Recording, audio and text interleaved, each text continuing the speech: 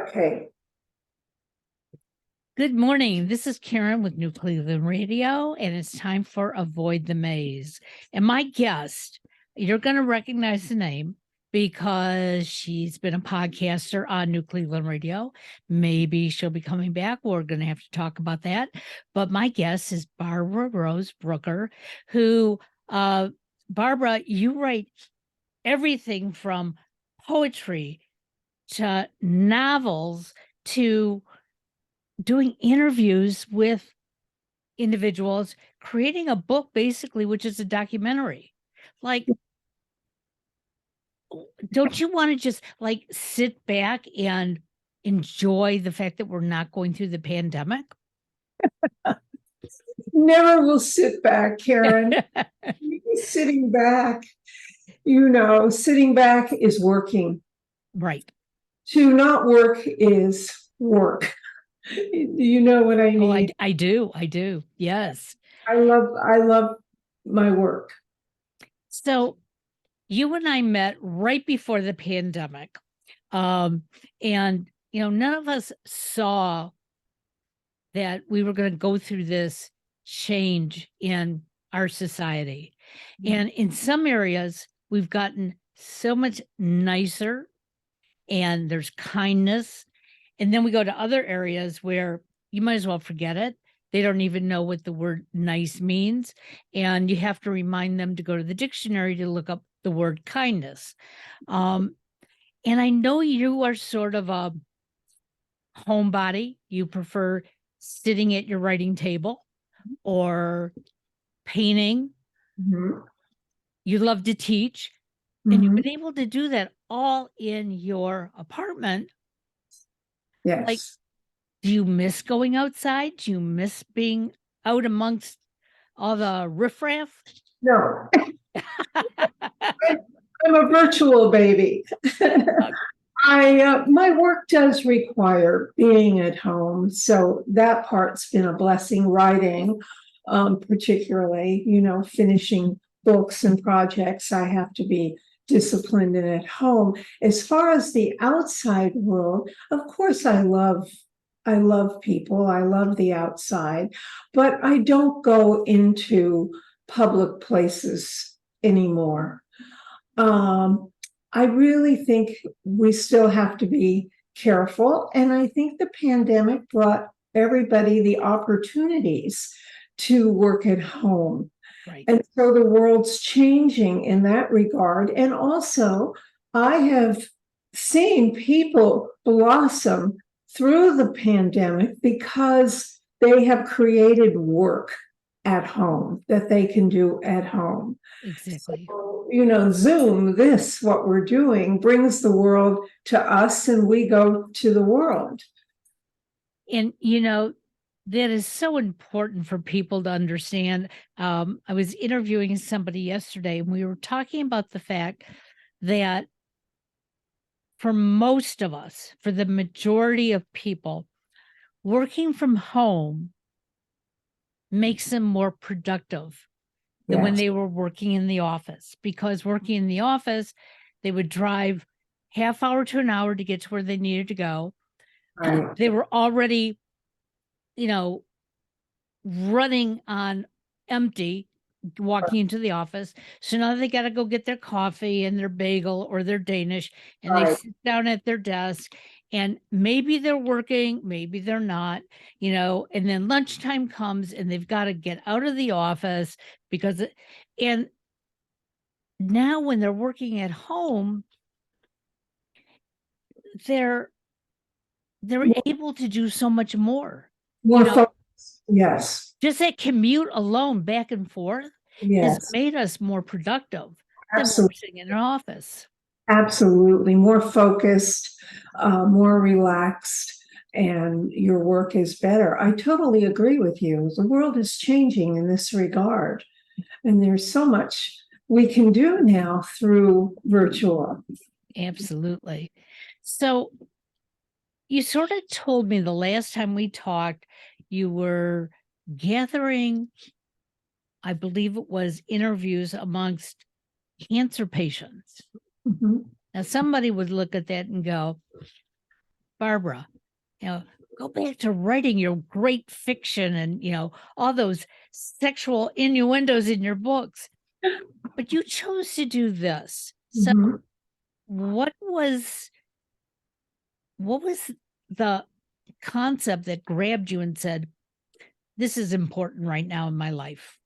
Well, Karen, I'm a cancer survivor. So decades ago, when I was working with people with AIDS and HIV, I became a caretaker. I went through the training at San Francisco Shanti, a wonderful, wonderful nonprofit that takes care of people, marginalized people with diseases.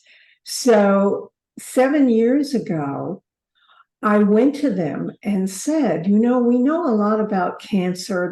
We know a lot about the new drugs and medical, but we don't really hear the voices, what people are feeling, what they're going through with cancer. I would like to start a support group, and I would like to have cancer patients, women with advanced cancers, and men write letters to cancer.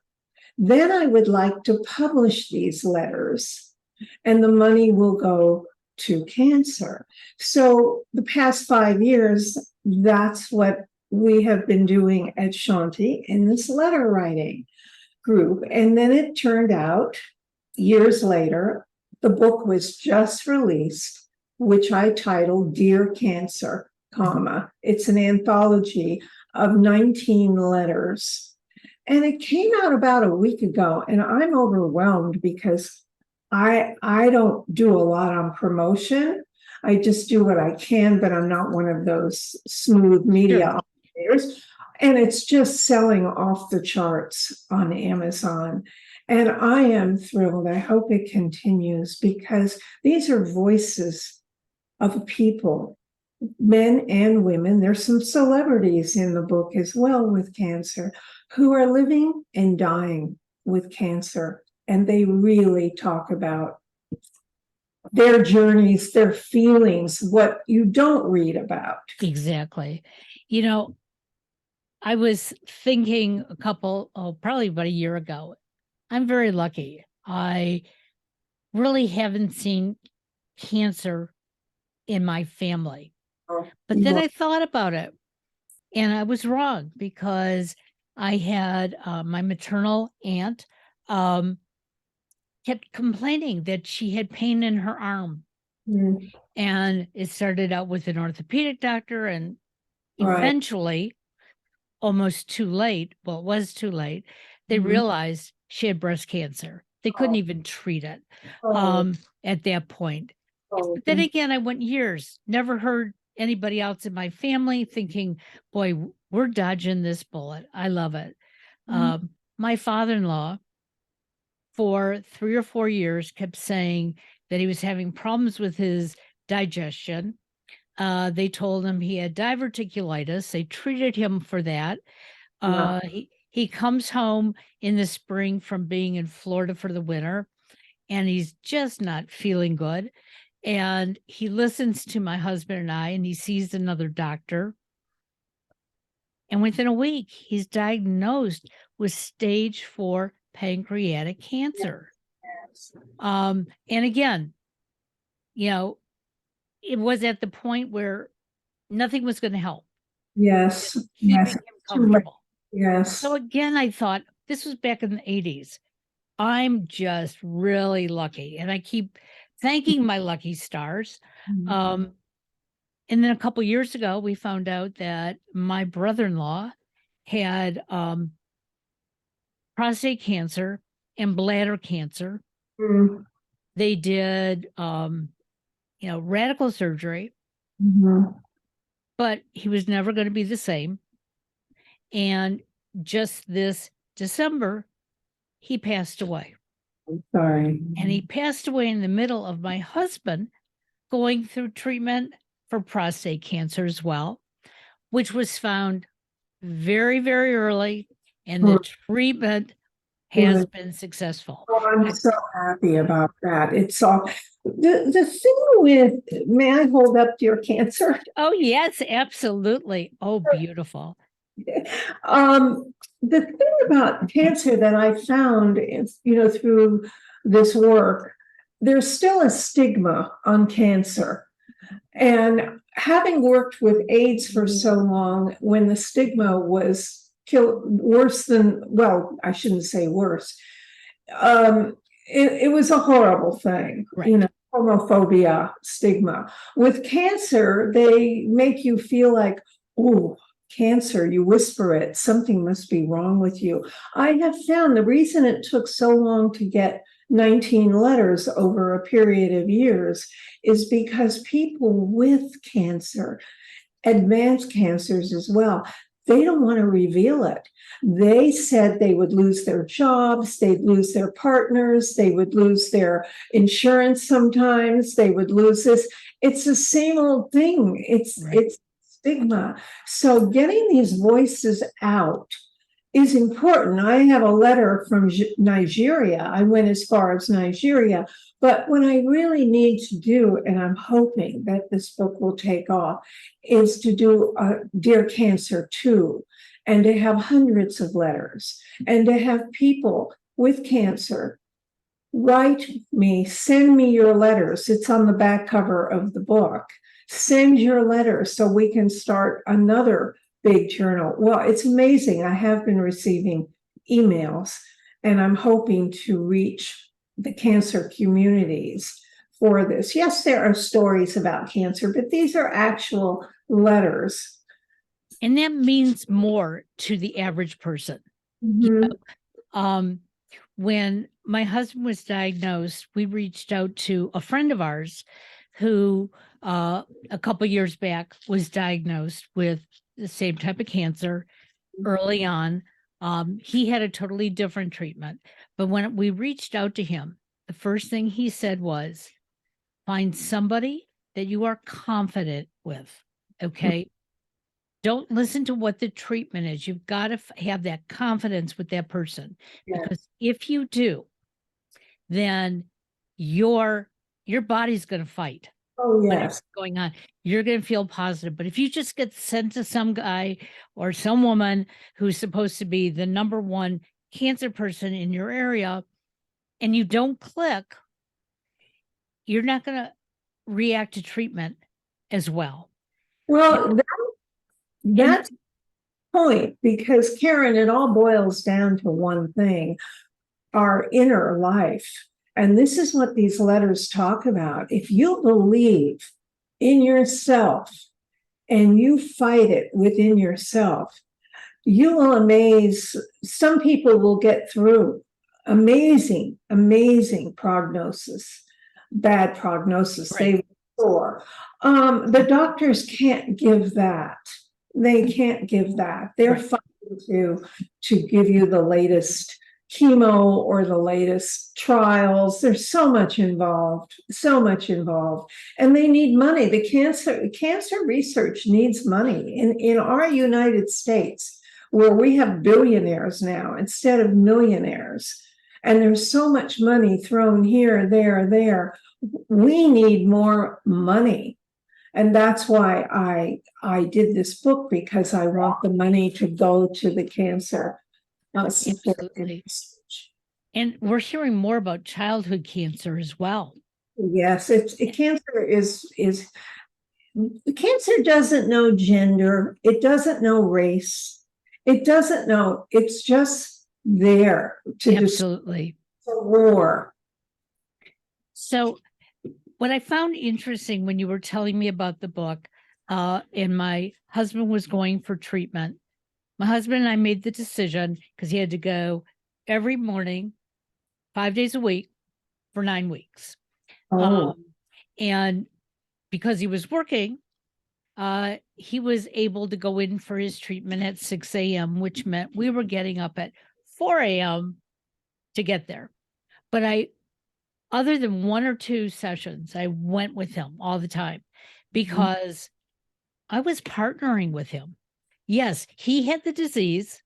Okay. Yes, he was getting the radiation, but I also was living with him. So I had to understand what he was going through, experience it the best way that I can, so that, I understand when he's telling me that he's getting certain symptoms that I can relate to them. I can help prepare him for them. And some of them for him were very embarrassing in the beginning. Um, neither one of us think of our age as being old. But during the treatment, because it was prostate cancer, he couldn't control his urine or his bowels. Yeah. And so he made the decision, okay, while I'm going through this, I'm going to get men's Depends, and I'm just going to have to accept it.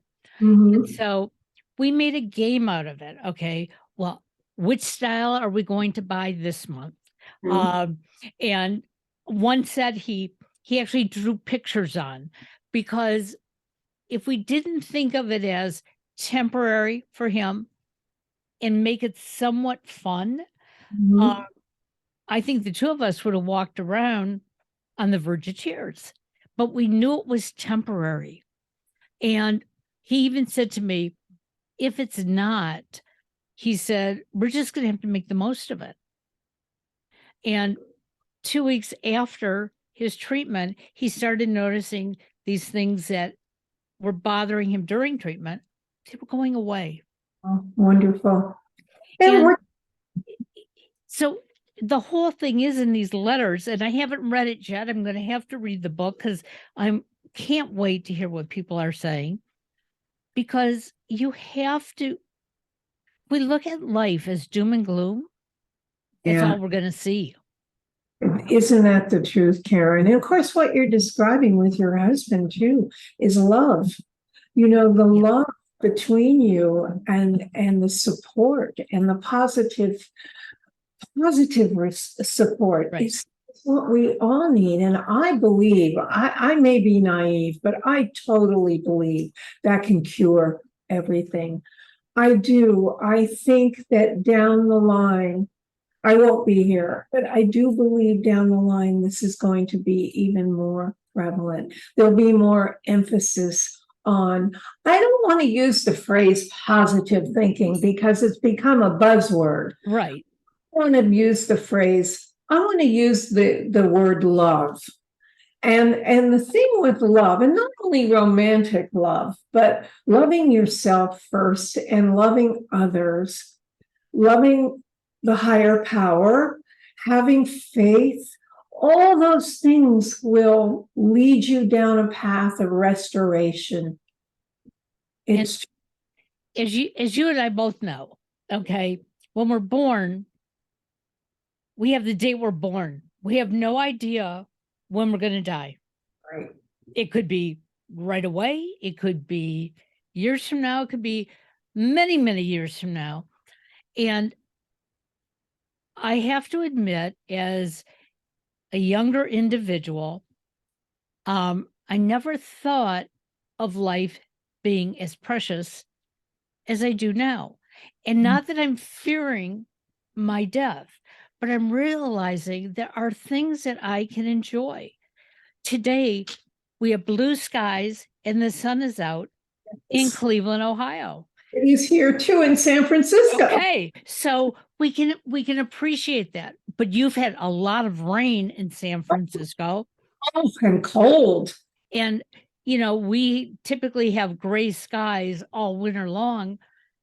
But a very wise person by the name of my father once told me, the sun is out. You may not see it because it's cloudy. The clouds are hiding the sun. If you break through those clouds, you'll see the sun.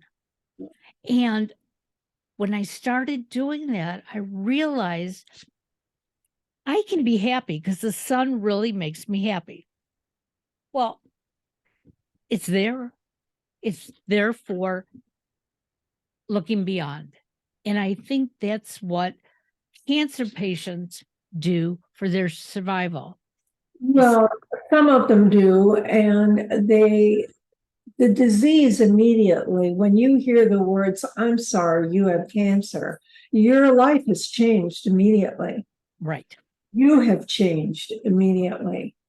And there are different ways to go and to handle this. This is up to the person, not the doctor. And it's very interesting to see this. I had a man in my support group with stage 4 advanced pancreatic cancer, a prognosis of not very long, and this was 5 years ago. Now, what has kept him going, in contrast, in comparison to the woman in my support group with stage 3 breast cancer who passed very quickly? You really wonder. Well, of course, there's a variant of things, but also the man had such a positive, and he said, I'm going to fight this. It's not even a question. And we saw Alex Trebek do that on TV. Yes. We all wondered, well, you talked about this years ago. Look at you. Look how Okay. far it went. Yeah, exactly. So, none of us, as you say, Karen, none of us really knows, the date of our death, but we do know what we can do now. And I think that we have to keep the glow on in ourselves, keep the candle burning and going. There's so many divergent paths to go on, and that's the whole thing. That's the trick. So during the 5 years that you were putting this together, you went through the pandemic, you went through some health issues for yourself. But one of the things that I've noticed about you is that, you may be down today because physically you don't feel good, but the next day you get yourself up and you battle through it. So I don't think you were taught that as a young person, but where did you get that energetic feeling that, okay, I'm not feeling good, but hey, I'm alive, so I'm going to go sit down and write? That's an interesting question, which is very loaded, of course, with a lot of things. I could say that I got that drive when I was a child because I was always taught not to succeed, that I wasn't smart, or I wasn't this and I wasn't that. And I'm not putting all the blame on my poor dead mother. It was the era as well. Right. I'm going to be 87. I was born in 36. I married and divorced during the 50s. So it was a whole new rebirth for me. So the drive was always, well, I'm going to prove to them I can do this. So I always went for what I wasn't supposed to do or didn't think I would be good at. And it is amazing how all of us, if we do that, what you can achieve. I mean, I certainly wasn't one of the geniuses who stood out in the classroom. In fact, I was always in the third group, or they called the dumbbell group. Oh my.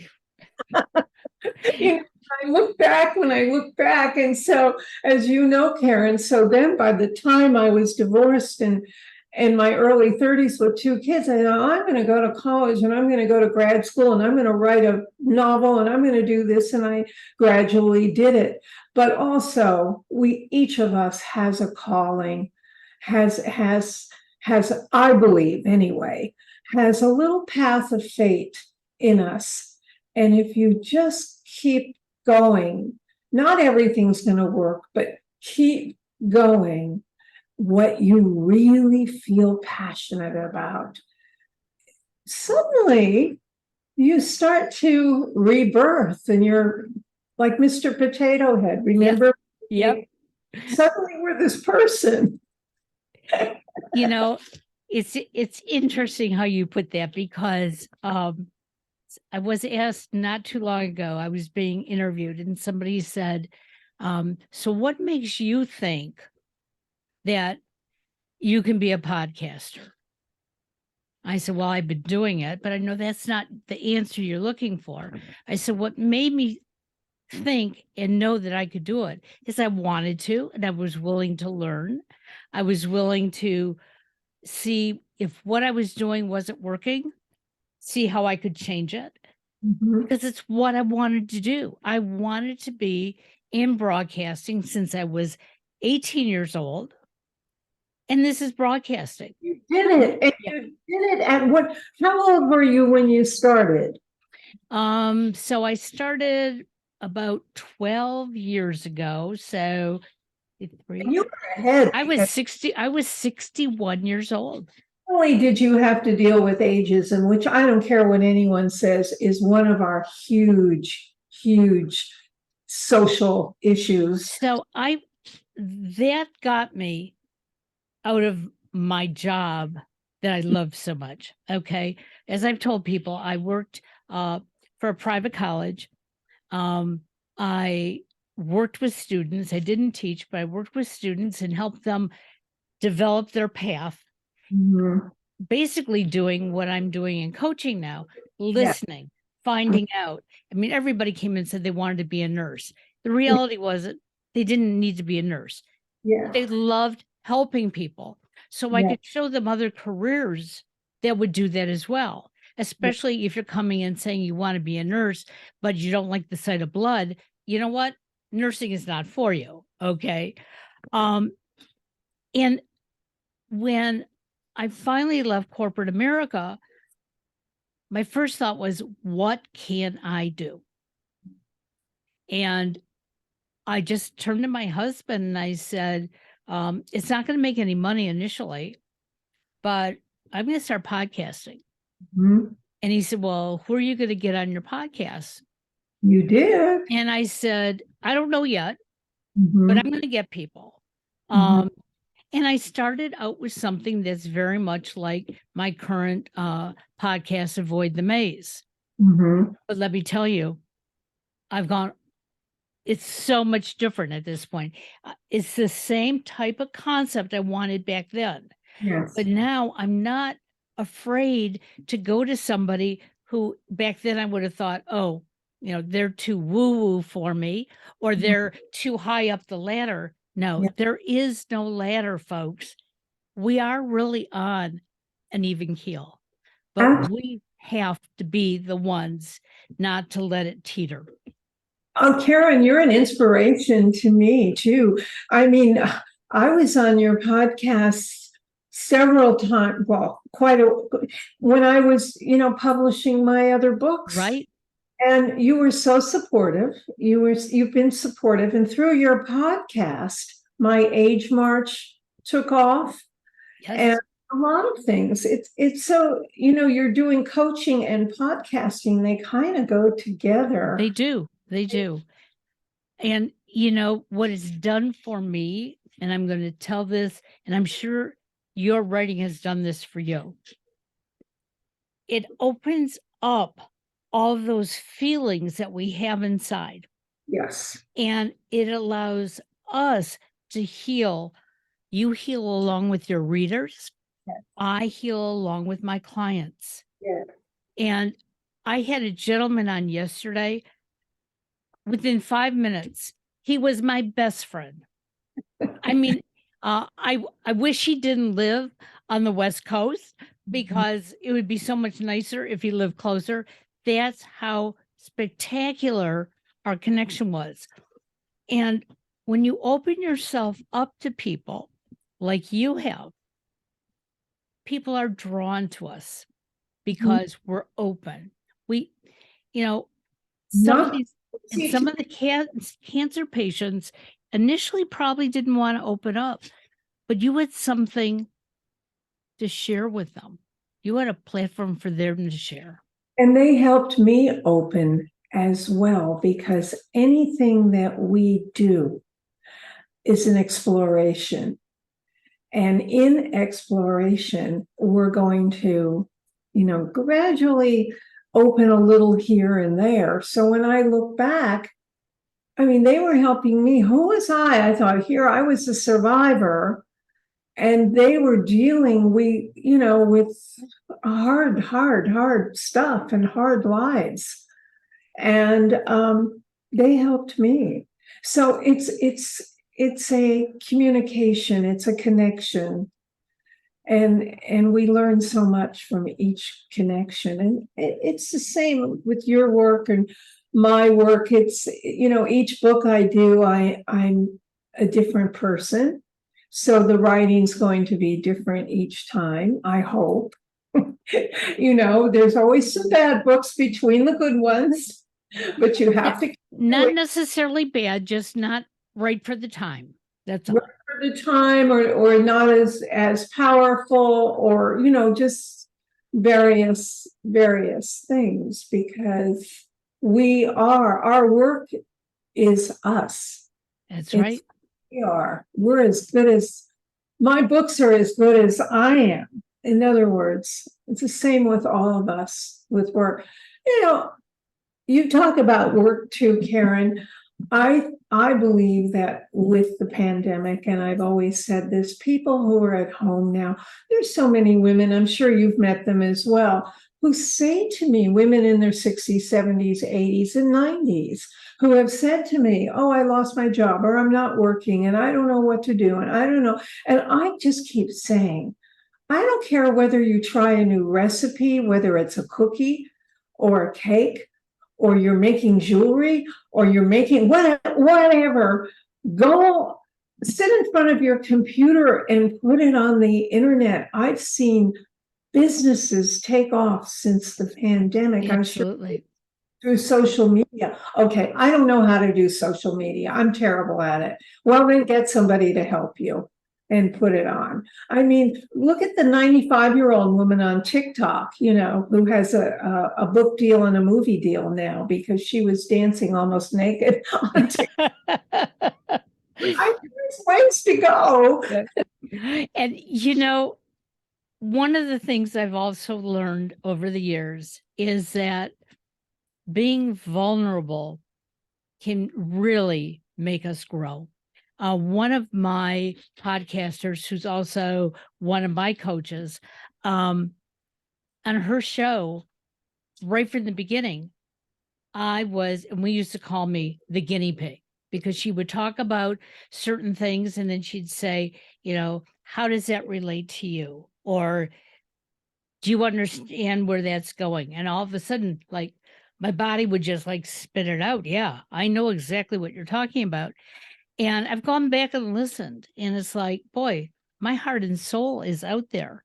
But that's okay, because I want people to know me for who I am. Okay. Yeah. Not just, a 73-year-old woman who, okay, so she sits in front of a computer and she does a couple of shows today, and maybe she has got a couple of clients, but you know what? That's more than a lot of people are making an attempt to do, even in their 30s and 40s. Oh, that's usually mostly the case. Karen, every podcast I did with you, I have on my website by date and title. And sometimes I'll go back and listen and I think, God bless Karen. I mean, we were talking about some heavy duty things, but I love listening to them. I really do. It's exploring. Well, and you learn from each other. You do. And, I've done that with a number of my guests. In fact, on Monday, I had a young man who, when I read his bio, I just knew I had to have him on my show. Mm-hmm. He happens to be on the autism spectrum, but he was never told that growing up. He knew he had, as they would say in his IEP meetings, that he had deficits. And when you're being told all the time that you have deficits, like either you're going to try to prove, hey, I don't, or wow, if I can't do that, well, then I guess I can't. We shouldn't talk about that people can't do things. There's a way to do everything. And the word can't, and I can't stand the word spectrum. Have you seen the show On the Spectrum? Yes. Okay, Steve Spitz, who's now star on there, he's a very close friend of mine. He should be on your podcast. Absolutely. I'll call Steve. Okay. You know, it's amazing. I saw Steve recently at Pete's and I said, Steve, you're a star now. He said, Barbara, I walk down the street, people who never even talked to me before, they want my autograph. Well, and that's the interesting part, that when we label somebody That's by, the thing. Yeah. by their disease, by a syndrome, by their age, by the way they wear their hair, as soon as we put them in this little clump, Define them by those little labels. It's disgusting. and and we've talked about this. My youngest son, all the way through high school and college, he had this label on him because he has autism, but he's at a very high level. And if you didn't tell him, if he didn't tell you, you wouldn't know it. Okay. But back in the 90s, when he was diagnosed, the school thought, oh, this is great, because we're going to let him every year reintroduce himself. And he became known as the boy who has autism. That's terrible. And at first it sounded like a great idea. They were going to integrate him. And well, I went back through some notes about a month ago. He was diagnosed at 6.5. He had gotten all the way through preschool, not identified, all the way through kindergarten, not identified, halfway through first grade, identified. Mm-hmm. I don't want to blame it all on the school or all on the doctors, but it was, you have to tell people. I don't know. I totally think the labels are horrible. We're still in the dark ages. Right. I really believe that, Karen. We're in the dark. It's segregation. And it's at its worst. And Steve and I have talked about that too, and he resents very much that label. It's just terrible.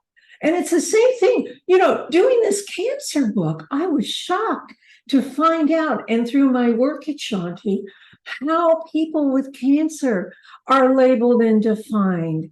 I would hear the stories, this woman having her chemo was let go at her job, and they, and this one and that one, and it's how they feel about themselves. They feel, I want to hide, or I don't want people to know. Why is that in our culture? Why is that?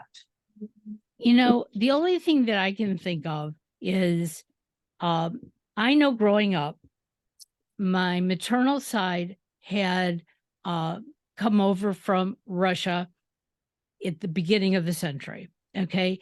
My father's family came over from Russia maybe about 10 or 20 years prior to that. So his parents were American born and, first generation.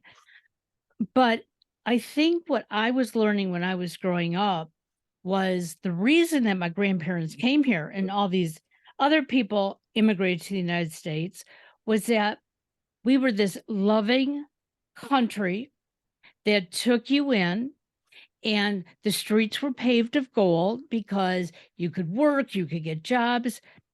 But when I listened to the history of my grandfather's side, who came in earlier, when his father came over, he couldn't get a job for the life of him. Mm-hmm. He found a cousin who helped support him and his wife and his kids. So he spent all day in study because, hey, nobody's going to hire me. When my grandfather, I believe he was like 12 or 13, had to go to work because the cousin finally said, okay, you now can support your family. So what kind of job do you get at 13 or 14? Mm-hmm. But my grandfather used to say, I heard that the streets were paved of gold. I kept working to find the gold. Mm-hmm. And we have to redefine it. It's not necessarily the gold. It's I kept working to find the gold. That's what it's about. Exactly. human beings, no matter what we're doing, if we have to be, in a nursing home in bed, our minds can still do so much. Right. You know, Exactly. the spirit, the mind, it sounds a little bit corny. It sounds a little bit, I hate that. It sounds a little do-gooder stuff, but when you do find it, it really works. It absolutely does. And, not to talk about age, but you know what? Yes, you're going to be 87, Barbara, but you have the spirit of life. So it makes no difference what those numbers are. And that's what I finally decided somewhere in my late 60s. You know what? I can brood about the fact that I'm 65 and I'm Medicare, or 69 and I can't get a job. I could do all that, but you know what? I'm finding other things. And Absolutely. out there, my husband, who has beat cancer, he's 73 years old, got a full-time job Fabulous. in his field. Oh, I'm so happy to hear that. Now, it took years, but he did it because he kept pounding the pavement. He wanted to. It's all about wanting to.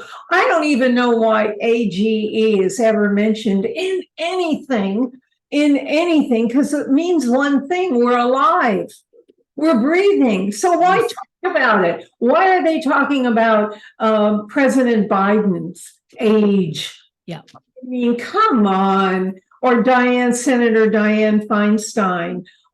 I hope she works as long as she wants to, because she is brilliant and she adds something, but they're picking on the age. Yeah. Our culture is so behind the times, or something. An ageist culture. I'm sick of it. Absolutely. Well, hold up your book again. Oh, yes. Thank you, Karen. I will. And it's called Dear Cancer. It's got those beautiful flowers on it. And how can people buy it? Where can they find it? Is they go to Amazon and they put in the search bar Dear Cancer with a comma, because there's a for Dear Cancers. Barbara Rose, Rose, because I'm not going by Brooker anymore with my publications. Okay. Your novel that will be out probably won't be out for about a year, but it's going to be Rose will be the last name. Okay. So that's how they get it. And the flowers mean hope and bloom. They're a Hawaiian flower. That's why I love it. The flowers. And thank you, Karen, for thank you. You're gonna have to come back on again, because I always love being on your show, and I love you. I think there's something else that maybe you're writing for the future that we could talk about in the future. Yes. Oh, yes.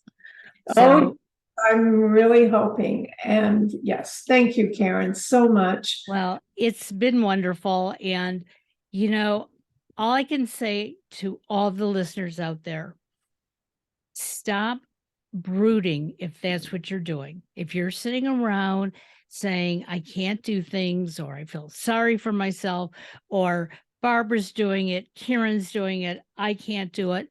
I don't believe in the word I can't. I used to, not anymore. And success, we all have a different definition of it. We can all have it. Right. We can all have it. Just absolutely. Those cookies and put them on Instagram. Absolutely. An influencer.